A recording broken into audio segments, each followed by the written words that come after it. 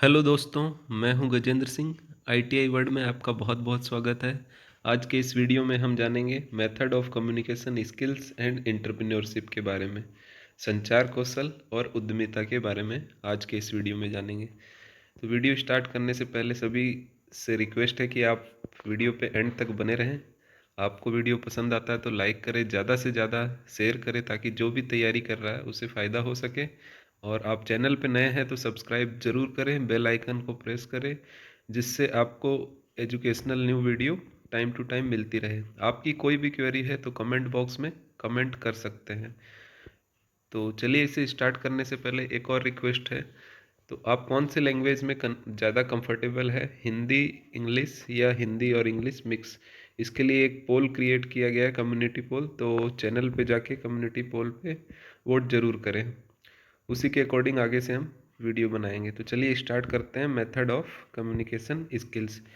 संचार कौशल एक अनिवार्य कौशल है जो व्यक्तिगत और व्यवसायिक जीवन दोनों में सफलता के लिए महत्वपूर्ण है। तो इसके बारे में हम जानते हैं। हम सभी अपनी मातृभाषा बोलते हैं, हम में से कुछ अंग्रेजी भी सीखे हैं। संवाद कैसे करें, सीखने की आवश्यकता क्यों है, दूसरों को समझाने के लिए केवल भाषा जानना पर्याप्त नहीं है। तो क्या करना है? प्रभावी संचार के लिए हमने श्रोताओं तक पहुंचने के लिए आपको केवल संदेश पहुंचाने के साथ साथ उनको समझ आ जाए वो भी जरूरी है। तो वही प्रभावी संचार होगा। जो अपना संदेश पहुंचा सके और समझा सके वही अच्छे संचार कौशल वाले कर्मचारी आगे चल के टीम लीडर और प्रबंधक बनते हैं। मीन्स मैनेजर और टीम लीडर, जो अच्छा कम्युनिकेशन स्किल्स होता है वो टीम को लीड करते हैं। अब संचार कौशल के कुछ तरीके दिए गए हैं। Active listening. इसमें आपको एक्टिव लिसनिंग मतलब सक्रिय आप रहेंगे किसी भी जो कम्युनिकेशन होता है, तो उसमें आपको अच्छे संबंध बनाने, समस्याओं को सुलझाने और जानकारी को बनाए रखने में मदद करता है। स्फूर्ति से आपको ध्यान से सुनना है। वर्बल कम्युनिकेशन, मौखिक संचार कौशल में स्पष्टता, संक्षिप्तता, लहजा, मात्रा और खुले प्रश्न पूछना इसमें शामिल होता है। लिखित रिटन कम्युनिकेशन, तो ये गवर्नमेंट सेक्टर में काफ़ी ज़्यादा, गवर्नमेंट प्राइवेट सभी व्यवसाय होते हैं उसमें, इंडस्ट्रीज में बहुत ज़्यादा रिटन कम्युनिकेशन यूज़ में लिया जाता है। तो व्यावसायिक संचार का ये एक प्राथमिक तरीका है। लिखित संचार कौशल का उपयोग लिखित रूप से संदेश देने के लिए किया जाता है। तो ये आप सभी के लिए भी बहुत इम्पोर्टेंट रहेगा जिस भी फील्ड में आप जाएंगे। तो एप्लीकेशंस लिखना, रिटर्न्स में जो भी आपके डे टू डे वर्क है रिटर्न में उसको प्रॉपर रिकॉर्ड रखना, वो बहुत इम्पोर्टेंट होता है। नॉन वर्बल कम्युनिकेशन, अनकहा संचार, इसमें हाव भाव के लहजे, शारीरिक भाषा और चेहरे के भाव ये आदि सम्मिलित होते हैं। बॉडी लैंग्वेज, आप कोई भी इंटरव्यू फेस करते हैं, किसी से भी बात करते हैं तो ये, या कोई कम्युनिकेट करते हैं, क्विज है, ग्रुप डिस्कशन है, ये सभी में ये बहुत इम्पोर्टेंट होता है। शारीरिक भाषा में सभी अशाब्दिक संकेत शामिल होते हैं इसमें। ये भी एक प्रभावी संचार का महत्वपूर्ण पहलू है। फीडबैक शेयरिंग, जो भी आप कम्युनिकेट करते हैं उसको आपको संचार, सहयोग और आलोचनात्मक, जो भी आपने गलतियां की, आलोचनात्मक, ये सब आपको फीडबैक शेयरिंग के माध्यम से ही पता चलता है। विजुअल कम्युनिकेशन, जैसे हम टीवी देखते हैं, दृश्य संचार प्रस्तुतियाँ, सेमिनारों में, कक्षा शिक्षण में, ठीक है, इनमें दृश्य के माध्यम से जो कम्युनिकेशन होता है वो विजुअल कम्युनिकेशन कहलाता है। सिंपैथी फीलिंग प्रभावी संचार का एक प्रमुख तत्व है। सहानुभूति आपको दूसरों की आवश्यकताओं और भावनाओं के प्रति चौकस, सम्मानजनक और उत्तरदायी बनाने में सक्षम होती है। तो ये आपके कुछ संचार कौशल के तरीके थे। इसके बाद हम देखेंगे संचार कौशल विकसित करने के कुछ प्रभावी तरीके निम्न है। ठीक है, तो सेम वो एक्टिव लिसनिंग, इसमें क्या होता है, ध्यान केंद्रित करना होता है, आपको समझने की कोशिश करना है और प्रतिक्रिया जरूर दे। स्पष्ट और संक्षिप्त संदेश, तो इसमें क्या है, सरल शब्दों का प्रयोग करना है, ज़्यादा जटिल कॉम्प्लेक्स जो आपके जो श्रोता हैं सामने वाला समझ जाए, सरल से सरल शब्दों का प्रयोग करना है, मुख्य बिंदुओं पर ध्यान देना है और एग्जाम्पल दें साथ में। तो स्पष्ट और संक्षिप्त संदेश के ये मेन 3 पॉइंट्स हो गए। गैर मौखिक संचार पर ध्यान दें, शारीरिक भाषा, स्वर, अंतरिक्ष, आप दूसरों के साथ कितनी निकटता से खड़े हैं यह भी एक संदेश भेजता है। फोर्थ है प्रतिक्रिया देने का सही तरीका। अगर आपको रिवर्ट करना है, प्रतिक्रिया देना है, तो उसका सही तरीका क्या है, सकारात्मक प्रतिक्रिया दे। अगर आपको फीडबैक देना है किसी का, तो उसकी अच्छी चीज़ें आपको पहले बतानी है, उसमें कुछ कमी है तो फिर उसको बताना है। तो दूसरों की सबसे अच्छी चीज़ों की, बातों की सराहना करना है, सकारात्मक पॉजिटिव प्रतिक्रिया दे, निर्माणात्मक आलोचना करें, जिससे कि वो, जैसे कोई भी कमी है तो ये करने से आपको उसकी अगले की संचार में, कम्युनिकेशन में सुधार आएगा। तो आप सहमत न हो तो विनम्रता से अपनी बात रखें, भावनाओं को समझे, दूसरे की भावनाओं को समझने की कोशिश करें। आपको फिफ्थ में देखिए, अभ्यास करना है, अलग अलग लोगों के साथ बातचीत करें। जितना ज़्यादा आप अलग अलग लोगों से बातचीत करके अभ्यास करेंगे उतना ही आप बेहतर बनोगे। सार्वजनिक बोलने का अभ्यास करें, इससे आपको आत्मविश्वास बढ़ेगा। सार्वजनिक, आपको जो आप तैयारी कर रहे हैं ये भी ज़्यादा से ज़्यादा डिस्कशन करके करें, तो उससे आपको ये फ़ायदा मिलेगा। लेखन का अभ्यास करें, तो विचारों को स्पष्ट रूप से व्यक्त करने में मदद करता है लेखन। तो आपसे भी रिक्वेस्ट है, आप जो तैयारी कर रहे हैं अभी, तो थ्योरी और एमसीक्यू नोट्स 2 रजिस्टर बना लें और उसमें लिख के तैयारी करें, ताकि जिससे जब एग्ज़ाम हो तो आप रिवीजन कर सके, और बीच बीच में जैसे संडे 15 दिन में मंथली आप उसको रिवाइज ज़रूर कर सके। और वैसे भी जो आपका सिलेबस है डिफरेंट बुक्स से लिया गया है, तो आपको लिख के ही तैयारी करना होगा और ऑप्शन नहीं है आपके पास। तो चलिए सिक्स देखते हैं। आत्म अवलोकन करें, अपनी कमजोरियों को पहचानें, अपनी कमजोरियों पे काम करना है आपको। अपनी ताकत का उपयोग करें, अपनी ताकत का लाभ उठाएं, प्रतिक्रिया ले, दूसरों से प्रतिक्रिया जरूर ले, मतलब फीडबैक ले। तो ये तो संचार कौशल के बारे में महत्वपूर्ण पॉइंट्स थे, प्रभावी तरीके थे। तो ये आप जो तैयारी कर रहे हो ये सभी तरीके आपके ऊपर भी लागू होते हैं। तो अब अन्य उपयोगी टिप्स इससे रिलेटेड कम्युनिकेशन से, आपको पॉजिटिव सकारात्मक दृष्टिकोण रखना है, धैर्य रखना है। तो आपको भी इस एग्ज़ाम के लिए धैर्य रखना होगा। आप एक साथ पूरा सिलेबस कवर नहीं कर सकते, 1 बाय 1 टॉपिक कवर करना होगा, धैर्य रखना है आपको। तो संचार कौशल विकसित करने में भी समय लगता है, उसमें धैर्य रखना होगा आपको। पॉजिटिव दृष्टिकोण आप देख चुके हैं, मज़े करें आप। इसको सीखने में सामाजिक गतिविधि है तो इसका आनंद लेना है साथ में। ये है संचार कौशल विकसित करने के लिए कुछ और संसाधन। तो संचार कौशल कम्युनिकेशन के लिए आपको पुस्तकें, संचार कौशल पर कई किताबें उपलब्ध है, तो उनको पढ़ना आपको ज़्यादा से ज़्यादा। ऑनलाइन कोर्स, कई ऑनलाइन प्लेटफॉर्म संचार कौशल पर कोर्स प्रदान करते हैं। वर्कशॉप, संचार कौशल पर कार्यशालाओं में भाग लें, और एक संचार प्रशिक्षक से व्यक्तिगत मार्गदर्शन भी ले सकते हैं।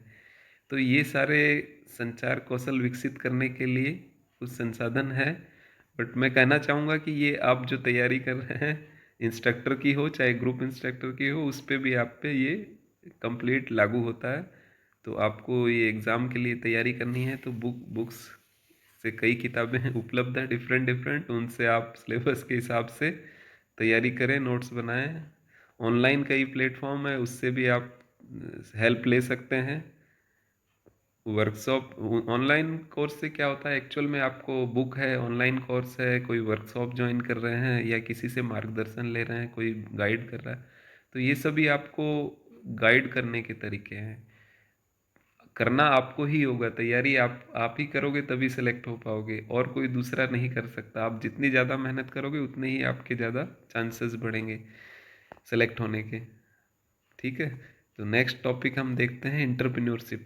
उद्यमिता एक ऐसी प्रक्रिया है जिसमें या तो कोई सिंगल व्यक्ति, एक व्यक्ति या ग्रुप ऑफ व्यक्ति एक नया व्यवसाय शुरू करते हैं, उसे चलाते हैं। इसमें क्या नए उत्पादों, जो प्रोडक्ट या फिर सर्विस से रिलेटेड चीज़ें होती है, तो उत्पादों या सेवाओं को बाजार में लाना, जोखिम लेना, रचनात्मकता मतलब क्रिएटिविटी का उपयोग करना और एक टीम का नेतृत्व करना शामिल है।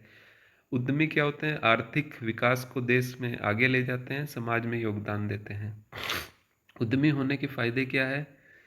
तो आप स्वतंत्र होते हैं, काम करने के घंटे आप खुद चुन सकते हैं, तरीके भी खुद चुन सकते हैं। आर्थिक लाभ, सफल अगर उद्योग होगा तो आर्थिक लाभ, स्वतंत्र बने रहें, आपको आर्थिक लाभ मिलेगा। संतुष्टि, कुछ नया बनाने, समाज में योगदान देने का एहसास होगा। नवाचार, नए विचारों को साकार करने का अवसर मिलेगा। रोजगार सृजन, नए व्यवसायों में आप रोजगार दे सकते हैं। उद्यमी बनने की क्या क्या चुनौतियां हैं? ठीक है, तो जोखिम रहता है कोई भी व्यवसाय स्टार्ट करने में। आप सफल भी हो सकते हैं, असफल भी हो सकते हैं, तो असफल होने का खतरा हमेशा बना रहता है।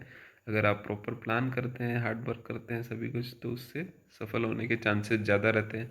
अनिश्चितता, बाजार की स्थितियाँ अक्सर बदलती रहती है, तो अनिश्चितता बनी रहती है। कड़ी मेहनत, एक व्यवसाय को सफल बनाने के लिए आपको बहुत मेहनत और समर्पण की आवश्यकता होती है। दबाव, प्रेशर, व्यवसाय चलाने के दौरान कई तरह के दबाव का आपको सामना करना पड़ता है। एक सफल उद्यमी के गुण, दृष्टि, एक स्पष्ट लक्ष्य होना चाहिए, जुनून, अपने काम के प्रति जुनून होना चाहिए, लचीलापन, बदलती परिस्थितियों के साथ आपको खुद को ढालना होता है, बदलना होता है। समय के साथ साथ जो भी मार्केट में डिमांड है उसके अनुसार आपकी जो भी प्रोडक्ट है चाहे सर्विस है, उसको भी आपको अपडेट करना है या बदलते रहना है। ठीक है। नेतृत्व, एक टीम का नेतृत्व करने की क्षमता, जोखिम लेने की क्षमता, नए अवसर जो भी आते हैं उनका लाभ उठाने के लिए आपको जोखिम लेना पड़ेगा। उद्यमिता के प्रकार, नवाचारात्मक उद्यमिता, नए उत्पादों या सेवाओं को विकसित करना इसके अंतर्गत आते हैं। दक्षता उद्यमिता, मौजूदा उत्पादों व सेवाओं को अधिक कुशल तरीके से प्रदान करना, जो मार्केट में अभी से है। तो अगर आपको सेम व्यवसाय करना है तो उसको आपको अधिक स्किल्ड तरीके से देना है, या उत्पाद है तो कुछ ना कुछ उसमें नया करना है। सामाजिक उद्यमिता, सामाजिक समस्याओं का समाधान करने के लिए व्यवसाय शुरू करना इसके अंतर्गत आता है। उद्यमिता शुरू करने के लिए कुछ सुझाव, अपने विचारों को स्पष्ट करें। आप किस समस्या का समाधान कर रहे हैं, ये आपको अपने जो भी जिनको आप सेल कर रहे हैं उनको आपको बताना होगा। मार्केट में आपको बताना होगा कि आप किस समस्या का समाधान कर रहे हैं। जो भी आपके ग्राहक होते हैं उन तक क्लियर होना चाहिए। ये बाजार का अध्ययन करना है आपको, आपके जो टारगेट ग्राहक हैं उनको समझना है। व्यवसाय योजना बनाएं, अपने व्यवसाय के लिए एक विस्तृत प्लान बनाना है। फंड जुटाएं अपने व्यवसाय को शुरू करने के लिए। फंड जुटाना, एक टीम बनाना, नेटवर्क तैयार करना, अन्य उद्यमी जो भी कंपटीटर है, विशेषज्ञ है, उनके साथ नेटवर्किंग करना है। तो आपके भी जो कंपटीटर है उनके साथ ग्रुप बनाएं, नेटवर्किंग बनाएं, ज़्यादा से ज़्यादा ग्रुप डिस्कशन करें आप। तो आपका जो चैप्टर फर्स्ट का एक पोर्शन है, जो फर्स्ट पैरा है, उसके सभी थ्योरी हमने महत्वपूर्ण पॉइंट्स देखे हैं। तो इससे लगभग आपके टोटल 8 से 10 क्वेश्चन लगभग एमसीक्यूज आते हैं। जो भी पुराने पेपर होते रहे हैं उसमें लगभग 10 एमसीक्यू क्वेश्चन आते हैं। तो इसके तैयारी हो गई है अभी आपकी। नेक्स्ट हम देखेंगे जो अभी लास्ट 2 टॉपिक किया हमने, ये एंटरप्रेन्योरशिप, कम्युनिकेशन के बारे में। और इससे पहले हमने जाना था store, store keeping, maintenance of store और परचेज, इसके बारे में जो थ्योरी, इनसे रिलेटेड हम एमसीक्यूज देखेंगे। तो ये दोनों टॉपिक से मिला के एक या दो एमसीक्यूज आने के चांसेस रहते हैं। तो नेक्स्ट वीडियो में हम एमसीक्यूज देखेंगे और उसके साथ हम, काफ़ी बच्चे ग्रुप इंस्ट्रक्टर बुक्स के बारे में पूछ रहे हैं, तो उससे रिलेटेड जो आपका सिलेबस है, ग्रुप इंस्ट्रक्टर बुक्स के बारे में एक डिस्कशन करेंगे कि कैसे, जैसे कुछ बच्चे आईटीआई से है, कुछ डिप्लोमा और कुछ बीटेक से फॉर्म भरे हैं, तो उनके लिए वो कहाँ कहाँ से मार्गदर्शन ले सकते हैं। और आगे से हम एक पोल करवाएंगे जिसमें हम देखेंगे कि आप कंटिन्यू चैप्टर वाइज ही आगे बढ़ना चाहते हैं या जो इम्पोर्टेंट पॉइंट है जिनसे ज़्यादा एमसीक्यूज आते हैं वो टॉपिक कवर करते हुए आगे बढ़ना चाहते हैं। तो वो आपके ऊपर डिपेंड रहेगा, आप जिस पे ज़्यादा आप एग्री होंगे उसी के हिसाब से अगले टॉपिक हम बनाएंगे। और आप निश्चिंत रहे, ग्रुप इंस्ट्रक्टर सिलेबस हम कंप्लीट करेंगे, उसमें कोई भी टॉपिक हम छोड़ेंगे नहीं। जितने भी टॉपिक्स दिए गए हैं पांचों चैप्टर में, सभी हम ब्रीफ में इम्पोर्टेंट पॉइंट्स के माध्यम से थ्योरी और एमसीक्यू डिस्कशन करेंगे। और साथ ही साथ आपसे एक रिक्वेस्ट है कि आप अपनी तैयारी को ज़रूर चेक करते रहे साथ में। तो उसके लिए कम्युनिटी सेक्शंस में, चैनल पे कम्युनिटी सेक्शन में कुछ एमसीक्यू डेली, उसमें ज़्यादा टाइम नहीं लगता, 1-2 मिनट ही लगता है, तो एमसीक्यू डाले जाते हैं। तो उसमें आप ज़रूर अपने आप को चेक करते रहे साथ के साथ में। तो आज के लिए बस इतना ही। Thanks for watching.